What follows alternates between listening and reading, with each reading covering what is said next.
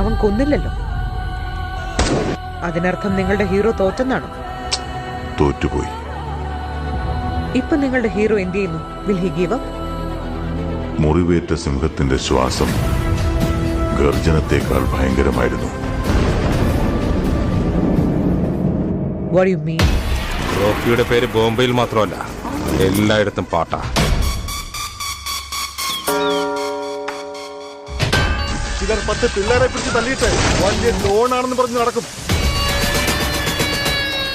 അവന്റെ പാദങ്ങളുടെ വലിപ്പം ചെറുതായിരുന്നെങ്കിലും പാദമുദ്രകളുടെ വലിപ്പം വളരെ വലുതായിരുന്നു.